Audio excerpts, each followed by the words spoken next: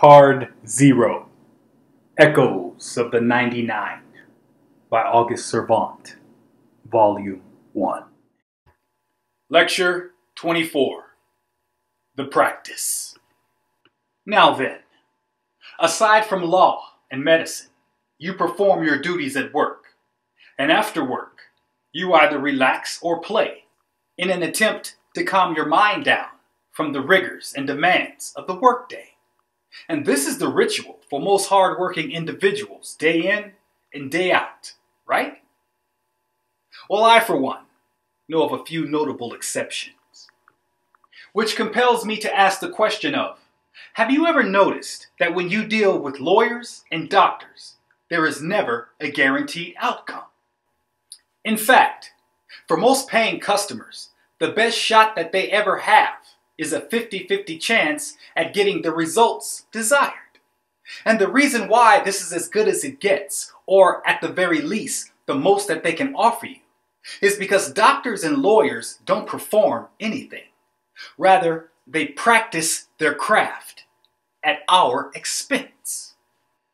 And when we, as clients, go to them with our good, hard-earned money, we all do so in the spirit of allowing them to practice their professed craft on our behalf, on nothing more than the strength of their word or reputation as professionals.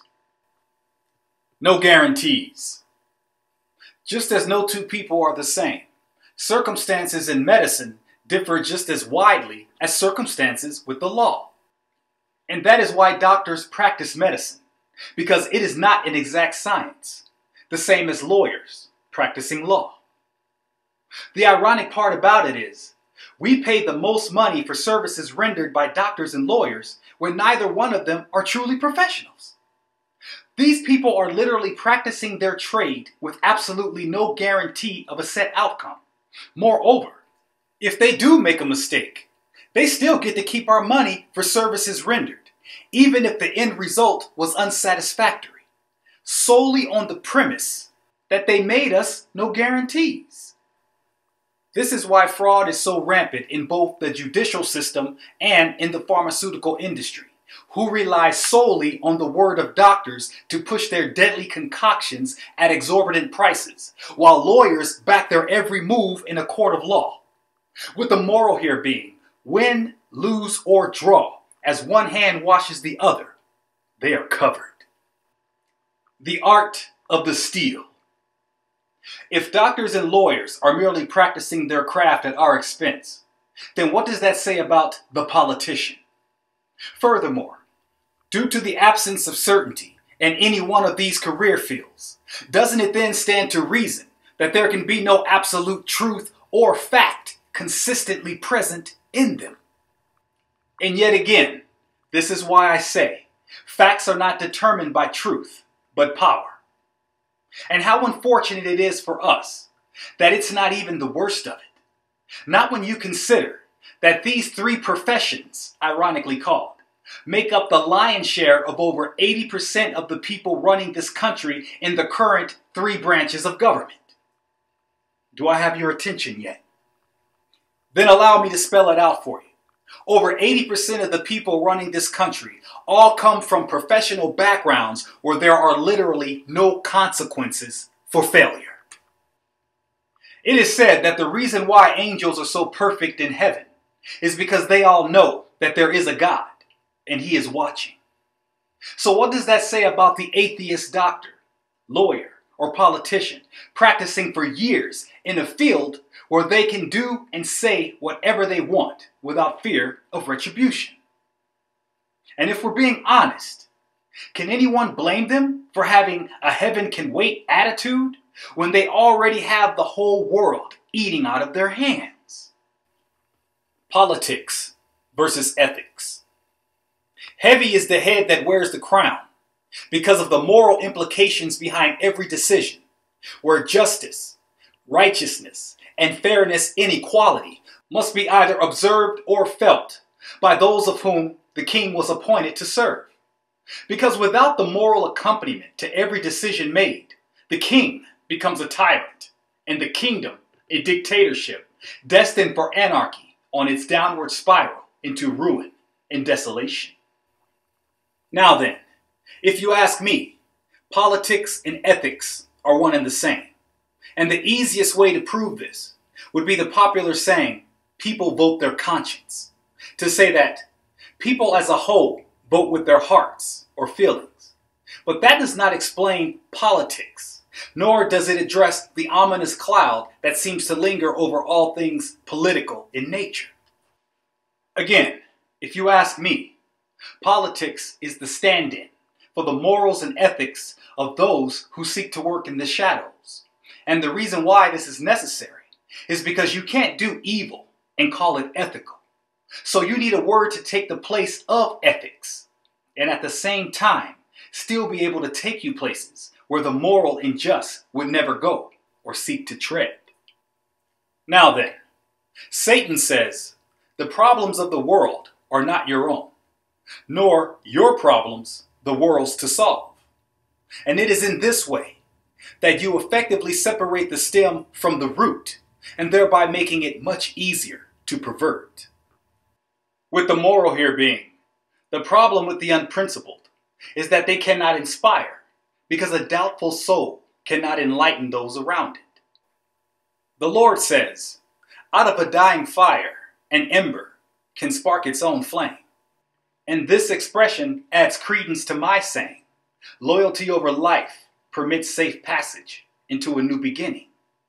To say, a new beginning ignited from the last little bit of virtue that was never corrupted, which is enough for God to build upon, to someday bring forth a new harvest, a new hope, a new life. While history can't change, people do. While being born again may exempt you from the deeds of your past in the eyes of the Lord, the fact is, you will find no one more unforgiving than those who would openly judge. So while you can't outrun your past, the idea is that you learn from it. Because there will always be someone there to remind you. To say that it's not so much that history repeats itself, as it is that the lessons that we must learn in life have creative ways and means of resurfacing. For it is through constant saturation that understanding can be all but assured through absorption. And if I were to reiterate that same premise for the purposes of emphasis, I would say that once you pick the fruit, thereby severing it from the vine that nourished it, while you could never put it back, should you have a change of heart, you can in fact plant it again by placing it ever so reverently back into the womb of the earth, that it may begin again. And the point of my belaboring this final topic is this. While I may appear to hate all of the bad actors spreading their corruption throughout this country and even the world as a whole, my anger is not with them, but with the dis-ease that is causing them to behave with such reckless abandon, with the understanding that they themselves are not the cause, but the result of a misguided soul driven by self-interest, not so much out of greed as for protection from the very evil that corrupted them in the first place. And if we're being honest, this is why we are instructed to love our enemies, that from the grace of our forgiveness, they might find a healing strong enough to break their fever. For in the same spirit that God hates the sin but loves the sinner, we must be careful as not to throw out the baby with the bathwater. For as it is written in Job 14:7, for there is hope for a tree, if it be cut down, that it will sprout again, and that the roots thereof will not cease. And need I remind you that our root to God is our incorruptible spirit, always willing, always able, but not without the reason put there by the love, encouragement, and above all, forgiveness of others. Thus, I say, let us never forget that God made man stewards over all of his creation, not the least of which his own kin and brethren. For God saves and forgives us, even as we save and forgive one another. Selah.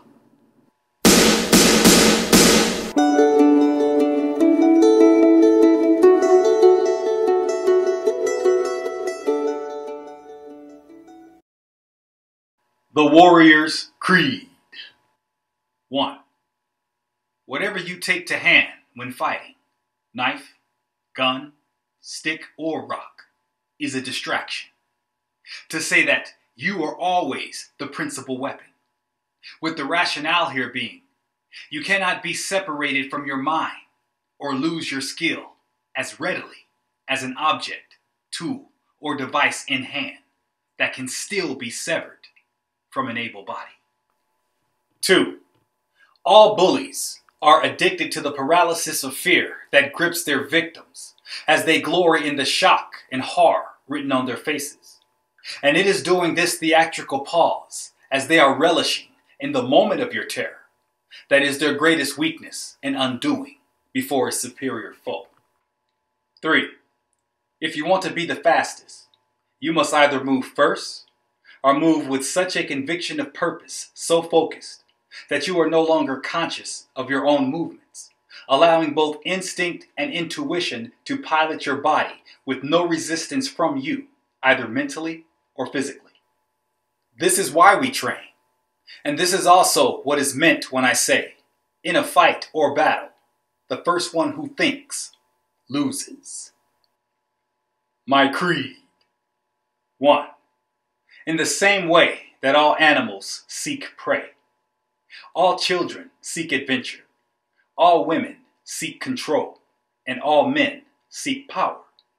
And it is in this way that where painters see colors and builders see angles, the politician sees only self-interest and capital gains. 2. Politicians are never the best messengers. This is why they are appointed to do the will of the Commonwealth and the people that voted them into office.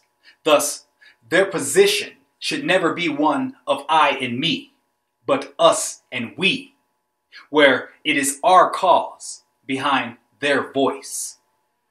3. Honestly though, in my humble opinion, politics is an exercise in futility that all amounts to 4 years of one side bickering and fighting with the other, and thereby leaving we the people the only losers. At least in a monarchy, you know exactly who to blame, and no taxpayers' dollars are being wasted on bribes to the unscrupulous. And the fewer hands in the pot means more for the citizens.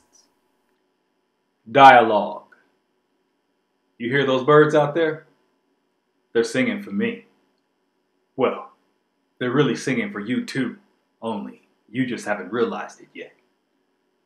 But where I benefit is I am so grateful for their music that I actually feel as though they are performing just for me.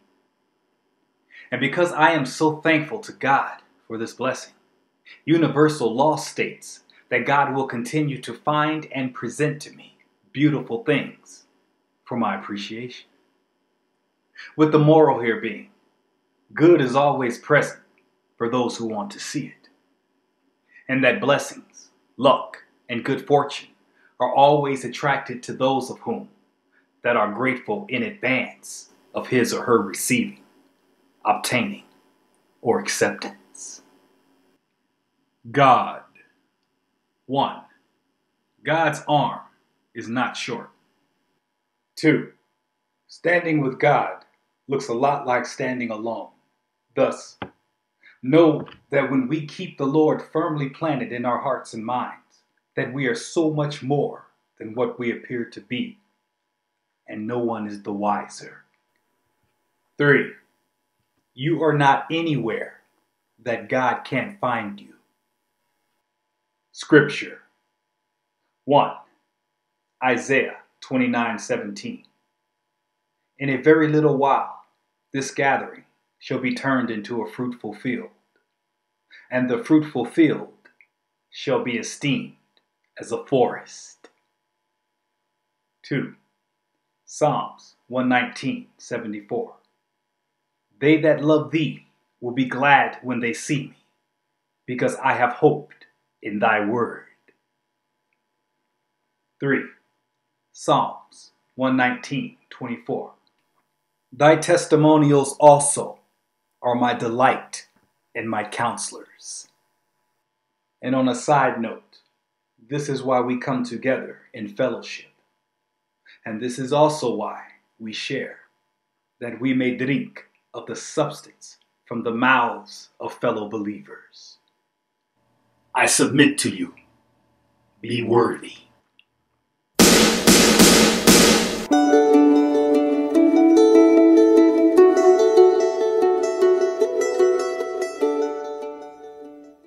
Please allow me to introduce myself. You can call me August Servant, and it is a privilege to bring to you my captured echoes of the 99 by way of Card Zero, the Fool.